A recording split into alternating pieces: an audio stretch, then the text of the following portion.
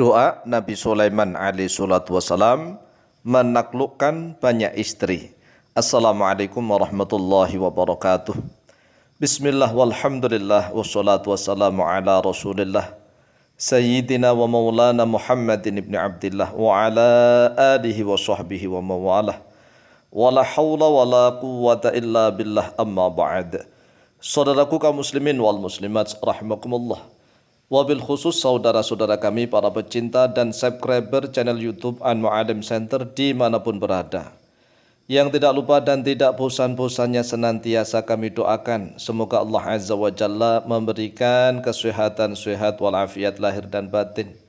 Semoga Allah Jalla Jalaluh memberikan rizki yang melimpah ruah, harta yang barokah. Menjadikan anak-anaknya anak-anak yang soleh dan solehah. Dzurriyyahnya dzurriyyah yang thayyibah, hidupnya sukses, bahagia dan selamat di dunia dan di akhirat. Amin amin Allahumma amin. Saudaraku kaum muslimin wal muslimat rahimakumullah, ketahuilah bahwa Nabiullah Sulaiman alaihi salatu wassalam menurut mayoritas para ulama memiliki istri berjumlah 1000 istri. Bayangkan dulu nih bagaimana tuh cara menggilirnya. Bahkan Nabiullah Sulaiman alaihissalam itu pernah dalam satu malam menggilir istrinya berjumlah 100. Dalam satu malam mampu menggilir istri berjumlah 100 orang. Sedangkan jumlah istri beliau yaitu ada 1000 orang. Bapaknya Nabiullah Sulaiman yaitu Nabi Dawud memiliki istri berjumlah 99 istri. 99 kurang 1 nih 100. Sedangkan Nabi Sulaiman sendiri berjumlah 1000 istri. Lah kita punya istri berapa? 1 saja tapi kalah. Keok KO. Masya Allah. Inilah laki-laki di akhir zaman yang serba lemah. Lemah segalanya sehingga di Indonesia terutama nih, yang menjadi pemimpin-pemimpin adalah para wanita. Mengapa para wanita? Wah, sehebat-hebatnya presiden itu kalau di hadapan istrinya udah nggak bisa berkutik apa-apa. Ini hakikatnya yang memimpin adalah istrinya. Sehebat-hebatnya Panglima TNI itu kalau di depan istrinya udah. Sehebat-hebatnya para kiai, para ulama yang ahli pidato di atas panggung yang teriak-teriak seperti singa macan. Tetapi tatkala dekat dengan istrinya juga berubah menjadi kayak kucing, bahkan berubah menjadi kayak tikus. Naudzubillah tsumma naudzubillah. Kemudian diikuti oleh banyak orang-orang awam. Orang-orang awam laki-lakinya banyak yang lemah ekonomi, lemah akidah, lemah ilmu, lemah fisik, lemah segalanya. Sehingga takut kepada istrinya masing-masing. Coba kita renungkan. Yang harus kita takuti kan Allah Azza wa Jalla. Tetapi kenapa kenyataannya nih banyak yang takut kepada istri masing-masing? Ya karena istrinya cuma 1 doang. Coba kalau istrinya lebih dari 1, dia insya Allah nggak akan takut kepada istri. Oleh sebab itulah wahai saudaraku kaum muslimin wal muslimat rahimakumullah, mari kaum laki-laki harus bangkit untuk dakwah Islamiyah. Kalau para laki-lakinya mengikuti kepada istrinya, namanya istri itu wanita terbuat dari tulang rusuk yang bengkok. Jika laki-lakinya tidak kuat, maka laki-lakinya akan menjadi bengkok. Masya Allah, naudzubillah tsumma naudzubillah. Oleh sebab itu sekali lagi, minimal nih kita harus punya ajian doa minimal. Setelah kita amalkan ajian yang sudah Allah Azza wa Jalla berikan di dalam Al-Quran maupun oleh Rasulullah SAW di dalam hadis-hadis beliau, maka insya Allah istri-istri kita menjadi istri-istri yang solihah, yang tidak hanya cinta kepada sang suami. Mengapa? Cinta itu egois. Cinta itu kalau nggak terbalas sakit hati, namanya egois kan. Egois itu kalau nggak dibalas itu sakit hati, itu cinta. Lah kalau istri hanya mencintai sang suami, kecut, susah, pedih, perih rasanya. Maka selain cinta harus ada namanya sayang. Ya, cinta itu mahabbah, mawaddah itu cinta. Harus ada rahmah, harus ada sayang. Sayang itu biasanya akan rela memberi tanpa harus mengharapkan balasan, itu sayang. Sebagaimana kita misalnya nih sayang kepada anak-anak kita. Kita berikan segala kebutuhan anak-anak kita karena kita sayang kepada anak-anak kita.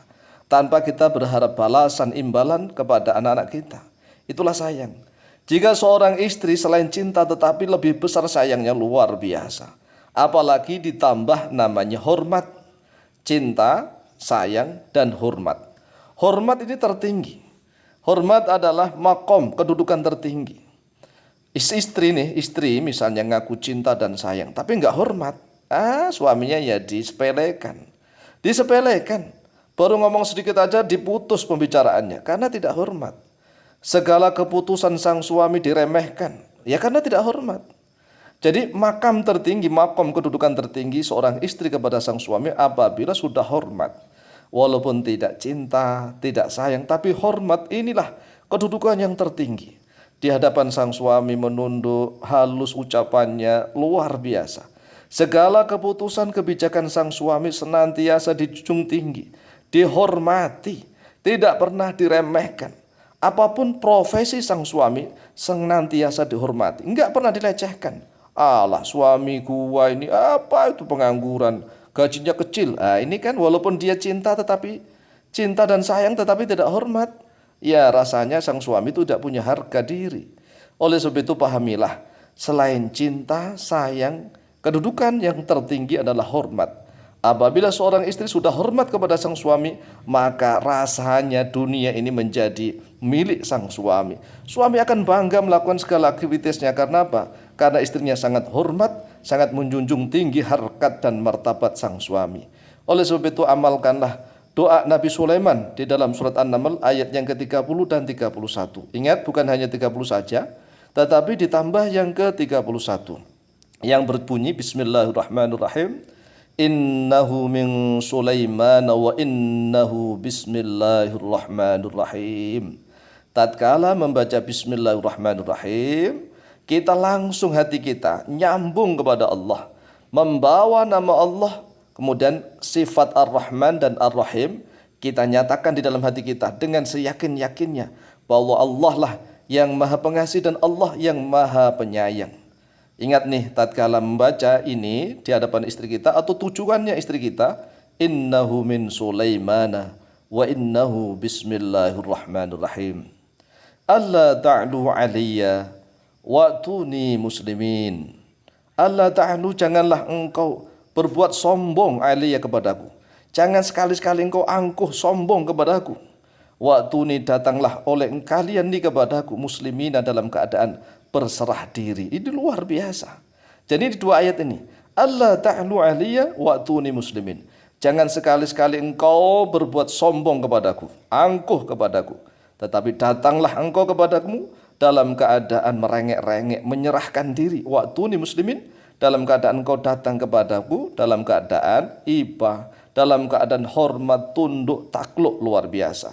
Kapan doa ini diamalkan? Kapan saja. Terutama tatkala hati kita sudah betul-betul mantap, bacalah tujuannya untuk istri. Insya Allah istri menjadi takluk, tunduk, dan menjadi hormat yang luar biasa. Demikian, semoga bermanfaat. Wallahu ta'ala a'lam.